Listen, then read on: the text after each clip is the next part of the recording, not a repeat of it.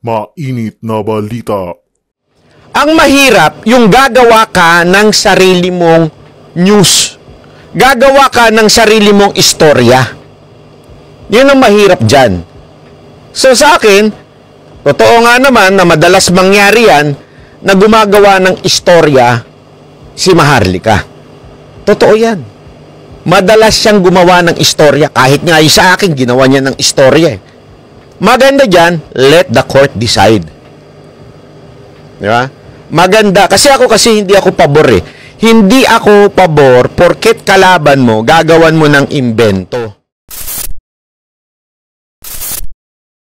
Maharlika, posible nga bang makulong sa kasong isinampa laban sa kanya? Banat Bay, naglabas ng saloobin tungkol sa isyong ito. Talagang marami ang nagulat nang magpahayag ang General Manager ng Philippine Charity Sweepstakes Office na si Melquiades Robles na sinampahan di umano niya ng kaso ang kontrobersyal na political vlogger na si Maharlika sa Central District Court sa California at kinuha din niyang abogado. Ay ang sikat na abogado ng aktor na si Johnny Depp noon laban sa kaso nito sa kanyang dating asawa. Ayon kay Robles, ay napagpasahan nilang dalawa ng kanyang may bahay na kasuhan ang political vlogger sa paninirang puri nito laban sa kanya sa pamamagitan ng mga vlog ay pinapalabas sa mga social media.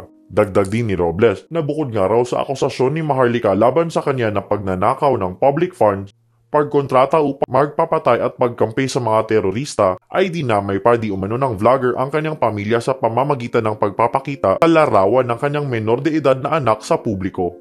Tinawag nga ng PCSO General Manager na Queen of Fake News si Maharlika sabay sabing walang batayan ang lahat ng mga pahayag ng vlogger tungkol sa Administrasyong Marcos. Matatandaang binalot nga ng kontrobersya ang pagkakaluklok sa posisyon ni Robles dahil nga sa mga kasong kinasangkutan nito sa kanyang dating trabaho. Dagdag pa ang mga di maipaliwanag na sunod-sunod na pagkapanalo sa loto mula nang maupo siya sa posisyon. Umabot pa nga ito sa Senado sa panguusig ni Senator Raffy Tulfo ngunit marami rin ang nagulat nang bigla na lang tumigil ang investigasyon sa di malamang dahilan. Samantala, Banat Bay, nagsalita na tungkol sa isyong ito at tila nga ay pabor din siya tungkol sa pagkaso laban kay Maharlika dahil nga hindi rin siya sang-ayon sa mga pinagagawa ng vlogger dahil kahit di umano ay kalaban pa raw sa politika, hindi dapat ginagawa ng issue at dapat palagi daw isipin ang pagpapahayag ng katotohanan sa lahat ng oras. Good morning everyone. Maraming salamat po at despite rest day natin lahat normally, ay pinaunlakan niyo po ako sa ating panyaya. I would like to also take this opportunity to thank the mainstream media and also some friends from who are also influencers who are joining us today. Importante na we stick to the tenets na established na ng journalism. And I'm very happy na marami naman from the journalist side who came because this is a quest for truth and a quest for justice on my part. Allow me to read my first statement. I, together with my wife Cheryl, have decided to file formal complaints of defamation and defamation per se, and false light invasion of privacy against vlogger Claire Contreras alias Maharlika before the Central District Court of California. Above and beyond anything else, these cases about our quest for justice and the defense of our name, honor, integrity, and reputation. For almost a year now, we have been subjected by Ms. Contreras to almost daily barrage of vicious, unjustifiable, and blatantly false online attacks through her YouTube channel called Boljak TV. Her actions have been characterized by malicious falsehoods and derogatory remarks aimed at tarnishing our character and integrity. She has called me various names that were meant to deride and demean my person and sully my integrity. Not content with calling me names, she has also made absolutely untrue and outlandish malicious accusations against me, such as stealing money from the people, contract killing, and even assisting terrorists. For the longest time, we had tried to keep our peace, knowing fully well that all her accusations were nothing but sheer lies and fabrications that were the products of her vile imaginations and hateful heart. We are human beings and we can only take so much. These assaults on our honor and reputation must stop. We are peace-loving and law-abiding citizens. We have done nothing wrong against her for us to earn her senseless rage and contempt. We have names and reputations to protect, especially my wife, who is a private citizen and has dedicated herself to raising our children while also engaging in some philanthropic endeavors. Therefore, our course of action was to file appropriate charges against her. We have complete faith that the court of law would hand to her the punishment that she deserves, and the process vindicate us and help us restore our tarnished name and honor. Thank you very much. I will now welcome questions. By the way, we have in the press the complaint and the press release to help you in making your stories. Sir, question. Michael Rogat po from Radyo Pilipinas. Sir, bigyan niyo lamang kami ng konting background nung kung pagpapile po ninyo ng kaso laban po rito kay Ms. Contreras. Well, simula nung January, actually, Christmas ito no? Christmas break kami, which we normally do kahit wala pa ako sa gobyerno. So, Christmas break, sinabi niya, punta ako ng US, sinabi niya, iniwan ko yung pamilya ko para puntahan siya at ipapatay siya. So, normally, kung work-related, I wouldn't mind. Siyempre, it comes with the territory. I've been in government service before. Talaga naman kasama yan. Hindi ka pwede maging balik sa kuyas. Pero para sabihin niya, na I was there, na para ipapatay siya, medyo wala namang kinalaman sa trabaho ko yun, no? And that's of course without offering any proof. No? And these are all allegations just because I am there. Hindi ba pwedeng magpunta lang sa snow? Hindi ba pwedeng, I mean, it's just there. It was like as if that was my only purpose, no? So ganun. So this is very sad. Sabi ko nga, hindi ganito ang Pilipino eh. Maghahanap po tayo eh. We respect, respectful in anything. Yung ginawa niyang yun, sinasabi niya pa na pinag-blocker niya sa FBI, sa LAPD, we will see kung ano yung talaga yung pinaan niya. And so I chose a very good lawyer whom I think has specialized sa ganitong klase, no? Sa reputation and brand management. So, kasi kailangan makita niya na hindi ko ito biro. Just because you can, you will. I was sharing earlier, the traditional media, the mainstream media, went through the same.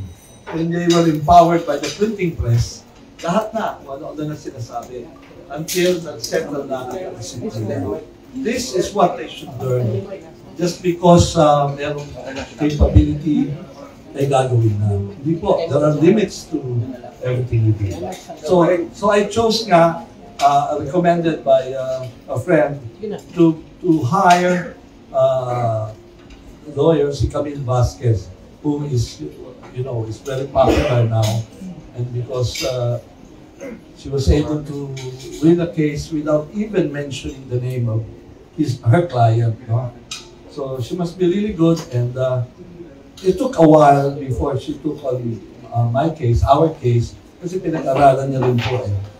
Pinag-aralan niya rin po kung if it's a good case. So I think she saw the merit ng kaso, that's why she took the case. Sir, last question on my part. Kung sakasakali mapapatunayan tungkol sa kaso may pinay po ninyo, ano po ang magiging parusa ni Maharlika po sa kaso yan? Well, sa states kasi, only the state can file criminal charges. This is the only recourse that we have as of now. It's a civil case, so we will sue for damages dito. Pero iba sa US, no? If natalo ka, lahat ng properties mo, we have to pay for that. and including kung kulang, even future earnings. But I think that's too early. I think we'll have to focus on the issue at hand, which is I filed a case against her, and let's see how things develop. Yeah, there's a chance Jerry, sir, first question, what needs to decide na mag-file ng case kayo? Dahil nabanggit nyo na parang inaraw-araw kayo since last year. Bakit sir kayo ngayon? Well,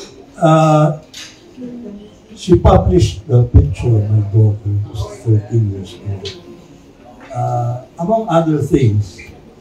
But I think that brought the comments back. Walang gano'n lang. Diba? You are accusing me of hiring and killing you, committing murder, and then you expose my daughter. Pag naging victim ng hate crime ang anak ko, I don't know. Yeah, klase yan. Walang kinalaman yan. They were there on a holiday. And then, para lang naka-content. No? So, I think, at hindi lang yan. No? I think all the reputations, kasi tinuruan ako ng tatay ko na di ba rin nang mawala ang yaman, huwag lang ang ngalan. No? So, importante sa akin yan. No? Na ipaglaban ito sa paraan ng hindi ng paraan na ginamit sa akin. In the most civil way that I can imagine. No? So, we'll have to respond on the right response. No? Pag binato ka ng bato, hindi pwedeng bato rin. No? We'll get the response na angkop sa atin, sa ating pagka-Pilipino. We will do it the right way, we will do it the proper way, and there is a law that is prevailing, and we are anchoring our hope na bibigyan tayo ng katarungan sa ginawa niya. Sir, quick follow-up. Bakit sa tingin niyo kayo yung tina-target ni Maharlika among other government officials? The answer is, I don't know. I don't even know her. Nakita ko lang siya ng campaign ng 2 or 3 instances. Na-interview niya pa nga ako after when the results were in dun sa aming quick count center. So I really don't know. Mag-email pa siya, but I really don't know her. I just met her nung towards malapit sa eleksyon. So, I don't know her. She doesn't have any evidence, any factual basis for her statements. Siguro, let's see her do the jury trial kung anong sasabihin niya. I want to hear her side. At sa totoo lang, I want to know why is she doing that? So much vile. Masyadong ampalayas. Hindi ko din po. Alam ko salamat sa kanya. No? And if you talk about my performance, she should just read our performance sa agency that I hold. Malayong-malayo sa katotohanan ng allegations niya. So, I really don't know. Kaya, let's see. I want her to in fact, this is a very good chance for her to prove what she is saying. I think she will also benefit from this. Val Gonzales po, DCRH. Pwede bang malaman namin kung ano na po yung negatibong epekto ng pagbanat na sa inyo sa social media account? Especially na banggit ninyo na pati yung anak ninyo ay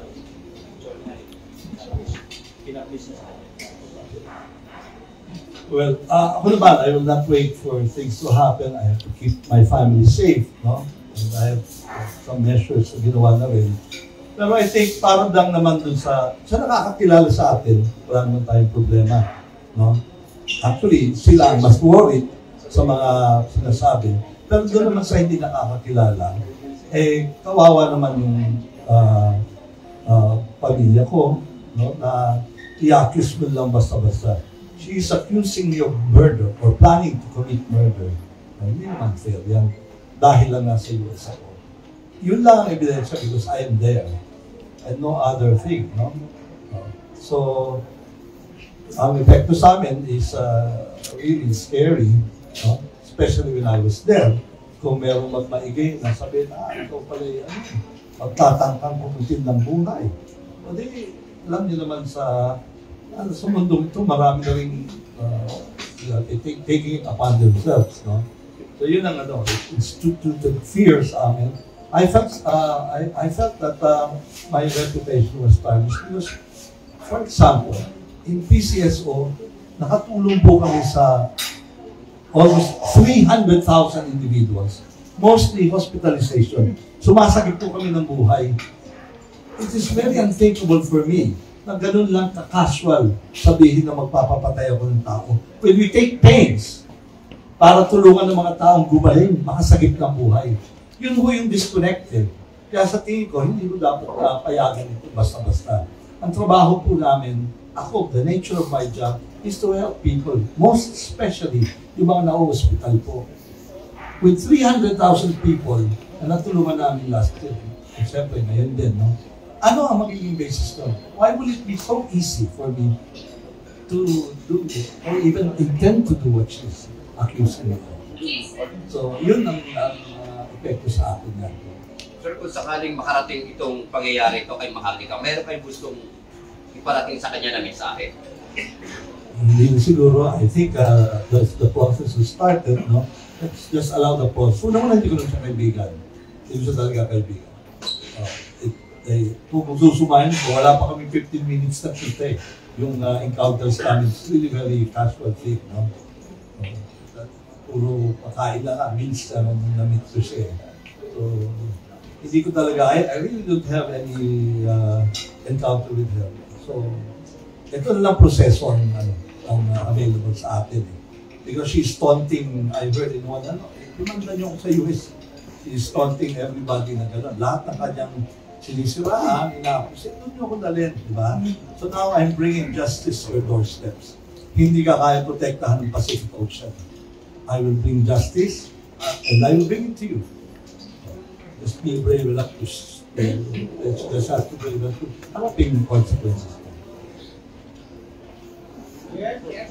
Yeah.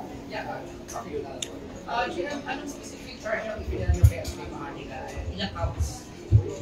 Ito yung complaint for defamation, and defamation per se, and forced-like invasion of privacy.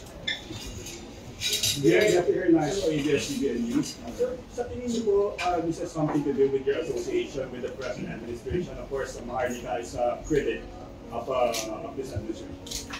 Well, I think it's a logical conclusion, no? Because I don't know her, she doesn't know me. The only thing consistent sa kanya is that anything related with the administration, minamalay niya. So, it's a safe conclusion, I think, no? Hindi kailangan na masyadong to be a rocket scientist to arrive at that conclusion. So, yes, I believe it's that way. No? Yes. Sinasabi ka sa kampo ni na Maharlika. The organization, please. Vlogger JDB Comments Pro Filipino. Sinasabi ng kampo nila, the person behind this action is First Lady Lisa Marcos. Any comment on that, sir? What actions? My actions? Yeah. I mean, again, anong basis? I want to know. This is all about accusations without basis. Yan ang problema talaga rito. The core of this exercise is that a lot of allegations without basis. Now, allegation is not proof. You can have 1 million allegations with not an iota of proof, then ang hindi yun ang hinahanap natin. So, I don't think I can comment on that kasi ako ang mag-provide ng proof. Hindi naman siguro tama yun. So, I am here on my own time. Sunday po ito. And I have not seen the name of the First Lady here. Anywhere here. Does it answer? Yes. DK Sarate po, Kabante Radyo. Kung sakali mang makarating na sa kanya ito nasasampa ng kaso at may pag-unahin sa inyo, mag-sorry, may chance ba na magbago pa yung hindi siya sa pagsampa ng kaso? Well, again, sabihin ko, I let the process go on. No? Wala pa tayo rin eh. So, anuhin mo na natin ito. Hindi pa natin alam kung anong magiging reaction doon. But ako muna, quest for justice muna. Diba? Dapat naman magkaroon ng katarungan. Don't just do something without facing the consequences of your action. For every action, there is a reaction. So we have to be responsible. And right now, what I want is justice. There has been a wrongdoing done, and I want this corrected. Yeah, just for the ABS today. Sir, a bit personal. Kamusta po ang family? Paano po ito na-affect yung family? Well, for one, my wife stopped her Facebook account. So, mismong buhay niya ay nag-iba na rin. Our security protocol will have to change. So, yun yung mga bagay na dahil lang sa unfounded. You're affecting people, you're destroying lives, because of an irresponsible statement. Hindi ganyan ang Pilipino, and that's not how to play fair. You have to look at people as a person. Hindi ho kami political machine, kung ano lang maisip mo. Kung may dangal, ang tingin mo sa tao, may respeto ka, iisipin mo na ito may mga buhay. At ang buhay na ito ay wala kang karapatan i-damage yung buhay nila. Sabi mo nga, by alleging that I intend to kill her, what will stop someone from saying, harm me for that allegation? O kung sino man mag-isip na maging magbayani. Because she's telling me that I intend to kill her. Diba? So yun naman sasabi ko, you have to respect the person, lalo na kung ang ebidensya mo lang because I was there. Hindi naman pwede yun. Wala nang ibang sinabi. All allegations. Hindi mahirap talaga yun. When allegations were being passed on as proof, magkaiba po ang allegations as proof. Kaya kung fake news talaga is something very, very prevalent now. Ito yung quest namin. Labanan ng fake news. Whether you're a traditional media or whether you're a blogger, it will all boil down pareho. Ang lamang lang talaga ng traditional media or the mainstream media is that there are levels of control, or I say, of validation. May gatekeepers. Kaya nga may reporter, you have to cover para hindi maging hearsay. Kasi tao namin nandun. He heard it. He saw it. Yun ang laking pagkakaiba. That's why kailangan i-cover eh. Hindi naman kino-cover basta-basta. But the organization can stand by the word ng tao nila. Hindi sinabi niya yun, nandun ako. Kinover ko nga. May video pa nga eh. Hindi yung video-videohan ha. But merong may proof talaga. And it has to pass on several layers. And I hope the bloggers can learn from that kasi that's the only way to endure it. Credibility is everything. Kaya nga, pati ako yung name, yung tinuro nga sa akin, mawala na ang yaman, wala na ang ngalan. That all boils down to credibility, your integrity. Yeah, President, follow-up kasi sa news about the first lady sa kaso nito. Do you think this is, since Maharlika is a rabid anti-Marcos critic, do you think this is part of a broader plan to bring down the administration? I don't know her mind. Hindi ko mababasa yun. I can only talk about kung ginawa niya sa akin. Of course, they can plan. Anong gawin nila, they can plan. But sa ngayon, I cannot talk for them. I can speak out for them kung anong balak nila. So, but at hand, ito lang inaano ko that I will take action dito sa ginawa niya sa akin. Yes, Hardy Calalo from Manila. Diyan kailan formally na pa yung details? June 15. And then, sa US court ko. Yes. So, why the need to put the case for the US court? Bakit? Well, because she's a U.S. citizen. I was there when the crime was committed. So, it all... Actually, I heard. I was shown the warrant of arrest dito. Wala rin kami nangyayari. Kaya sabi siyo, tinatawanan niya lang yung system natin dito eh. No? So, I think it has to be brought where she will be made responsible sa mga ginawa niya. Just to clarify lang po, what led her to claim na pinapatay niyo daw po siya nung pumunta kayo ng... Then I pass on the mic to her. No, if you would read yung complaint ko, there is nothing sa videos na pinakita niya. There is nothing, I think, except that I am there. Kung alam ko siya nakatira yun dati. Had I know, dapat lumayo na ako eh. No? Pero there is no other reason except that I was there. Yun ang nakita ko. See, ang dami, meron daw 1 billion daw unang ang presyo to have her killed, no? 1 billion, bumaba sa 10 million, kinuha raw sa winnings. Again, allegations. Again, allegations. Ganun ka-wild. You know, I get it. You need views. You need the clickbait. I get that. Pero be ready. Be ready to suffer the consequences of your allegations. Another follow-up. With this harassment, tatanggap ba kayo ng press or your family kaya nag-decide na rin kayo kaya Well, yes, actually. Because there are some groups na sabihin, oy, ganyan pala siya pala ganyan, no? So sasabi ko, ito yung mga taong ito. Pag ito nagbayani, no? Nagbayani, and they think they're doing the country a service, masama yan. And that's bad. You're really threatening talaga yan. GM, aside from Contreras or Maharlika, may iba po bang on-time personalities kayong titignan ng dito? Right now kasi ito, siya yung pinaka, I think she's the queen of all the queens. Nobody. I tell you, I have been in a student of Philippine journalism and media. I have never seen anybody as brazen, na wala talagang kakurap-kurap, who will say something without offering any evidence. And then pag nahuli, iibahin na naman agad. Hindi pa nga natatapos yung first allegation, nothing proven na pahiyan, then she shift to another. So this is the ultimate thing ito. Ultimate ito who has never, walang, I don't know, kasi when you say something, you must back up it. Logical yun. Why did you say that? Ito wala, basta sinabi niya, no? That's it, sinabi niya. O meron siya. Itong ebidensya lagi, puting ahas. Ano ba yun? Puting ahas. So, lahat ng source ay puting ahas. And then, kaya let's see in the proper court, in the proper forum, tingnan natin anong hawak niya. Baka totoo, never know. I'm sure sa kanyang pantasya, totoo lahat ito.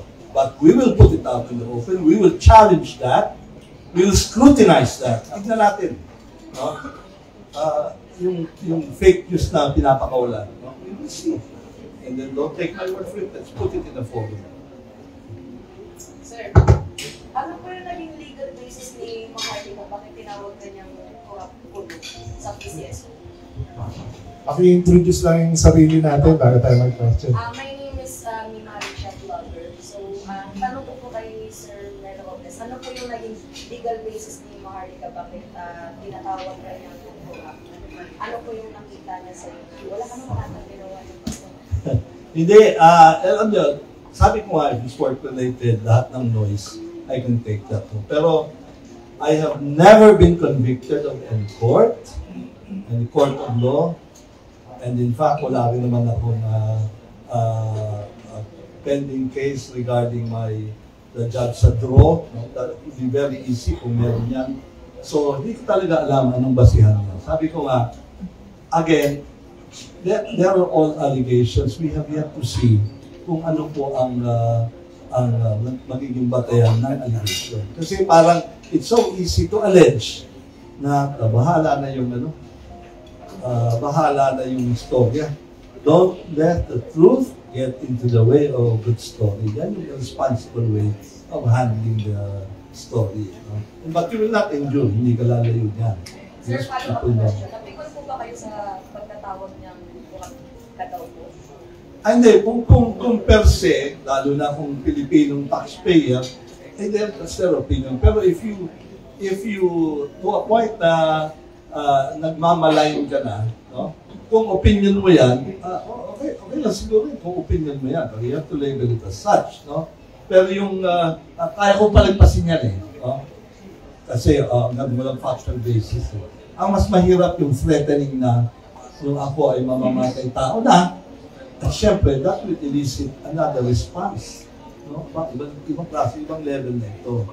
So, yan ang tingin ko.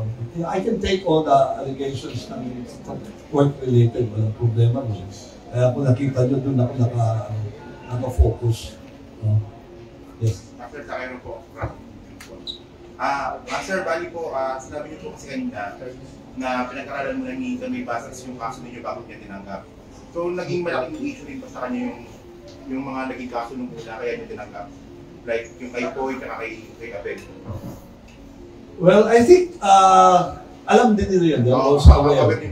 They are also aware of that. No? So, yeah, nabanggit din nila yun that si Claire Contreras has 2 other pending cases.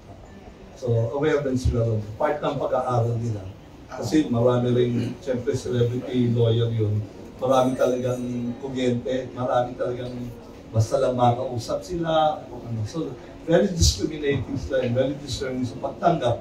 Kasi iba, hoax daw. Kasi nga, she has attained a certain level of popularity. So, marami rin fake na kailangan clients. So they really have to spend time. So February ko pa sinimulan yung paghaharap ng lawyer in March. Ngayon na po talaga na-i-file because we have to be very sure. Hindi naman po ito laro-laro. Ito po ay seryosong bagay. So I understand that they have to make it really worthy of my time na pumunta po. Kung wala na ho, last question pwede? Sir, good morning. Last na po. Sir, good morning from Chris Ulo YouTube channel. Sir, may nabanggit po ba sa inyo yung abogado nyo na kung sakaling mapatunayan si Maharlika may kasalanan talaga rito, pwede kaya maapektuhan yung kanyang American citizen, pwede kaya siya mapauwi? Hindi namin napag-usapan yan, pero sa akin kasi hindi criminal. Hindi pa, unless makita siguro ng state na merong basis. So we are not there. So since it's a civil case, it will go for damages. Okay? Thank you. Okay, last. Jared po from YouTube. Ano po yung civil damages po that you're asking now that you have filed po the case? Is there a certain amount? Yeah. At this point, we're trying to determine, hindi pa lang daw kasi kailangan sa filing yun. So, di-determine namin. Lalo na, alam nyo pala sa US, kahit yung, kasi tinanong ko, how do you determine yung damages sa stress? Meron daw dun sa kanila yung naka-quantify. No? Naka-quantify pala sa kanila, lahat naka-quantify. So, I think we'll have to use expert witnesses later on. Para hindi pa kailangan yun. Kasi objective is to find.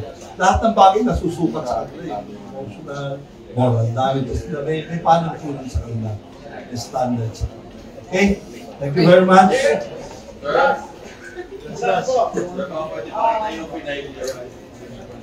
Okay, kasi Camille Vasquez.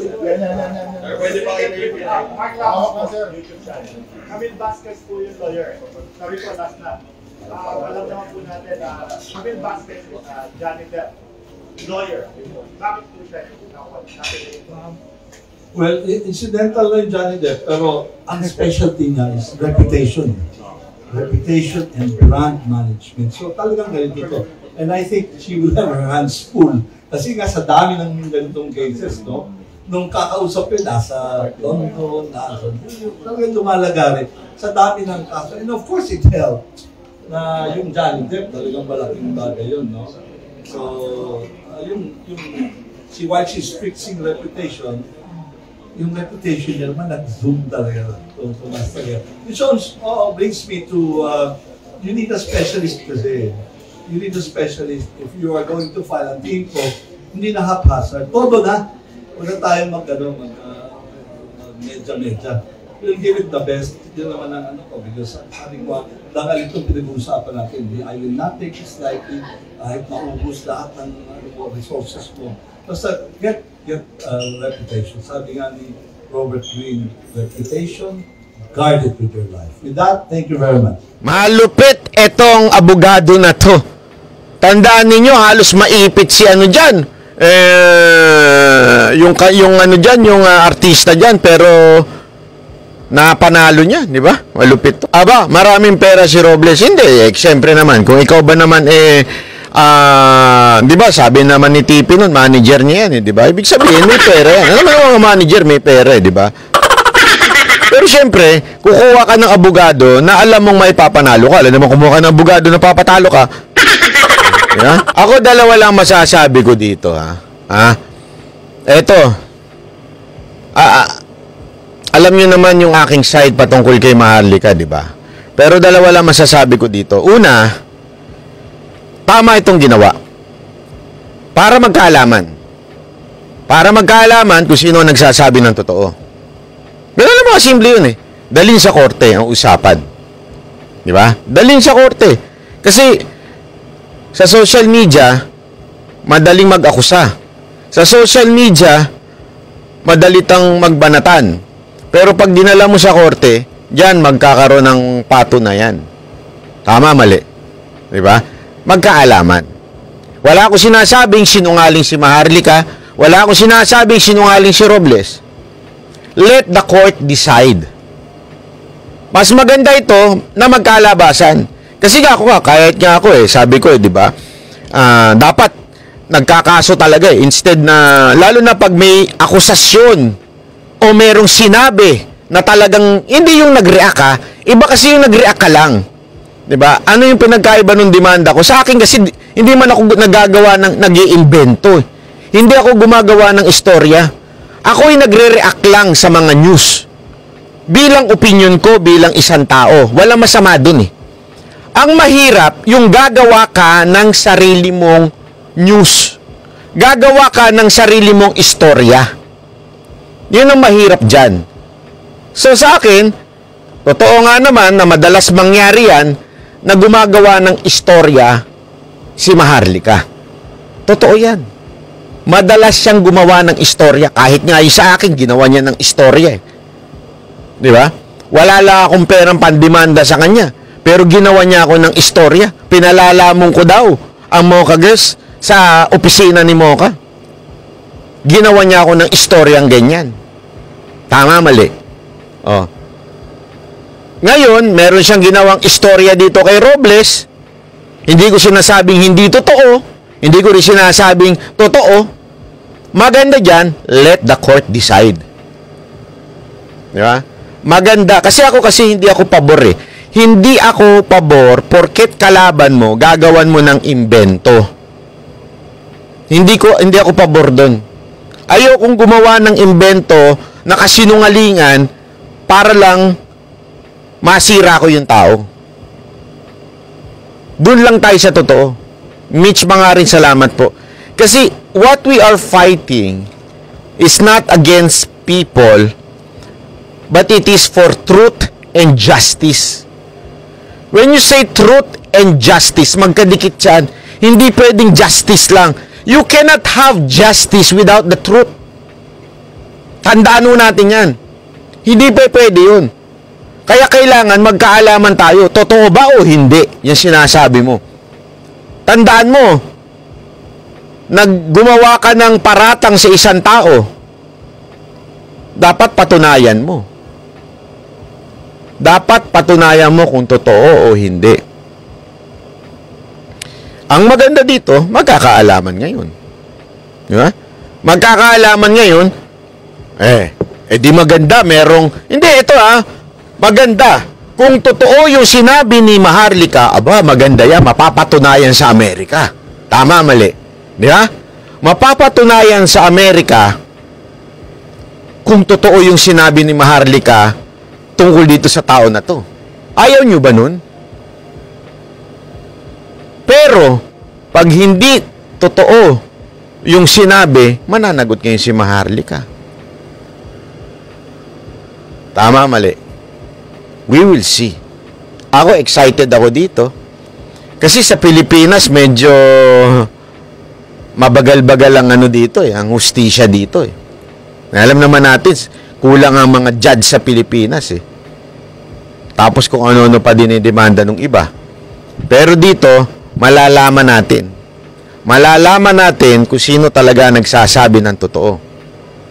Yun ang dito. Yun ang gusto ko dito. Sana, ayan yung sinasabi ko dito Kaya tayo napagbibintangan na keso ba't di daw natin binabanatan si Lisa Marcos? Kasi putang ina, pati ba naman yung gown? Sorry pero Ganito na ba tayo kadumi maglaro? Hindi, sorry. Kayo mag-isip kayo. Ganyan na ba kayo karumi maglaro? Pati yung gown ng tao, pakikialaman natin. Huwag niyo kayo tulad dun. Sorry, out ako dyan. Hindi ako, putang ina, pati ba naman yung private gown ng tao, idadamay mo pa? Anong kinalaman nun sa bayan mo? Di ba? Kayo ho, magsalita. Anong kinalaman ng putang inang gown na yan sa bayan? Sisiraan mo yung, hindi, ito sisiraan mo yung fashion designer dahil lang ginawa niya ng gown si Lisa Marcos. Tama ba yun? Sorry hindi ko kayang tiisin yung ganyang klaseng kabalastugan. Pati ba naman yung gown pakikialaman mo? Pati ba, ito hindi nga yung, hindi nga yung si Lisa Marcos ang binanatan dito Pati yung gumawa ng gown niya, binanatan. Okay ba sa inyo yun? So, hindi ko kayang hindi ko kayang tiisin yan na may kasamahan akong ganyang kababaw. Sorry.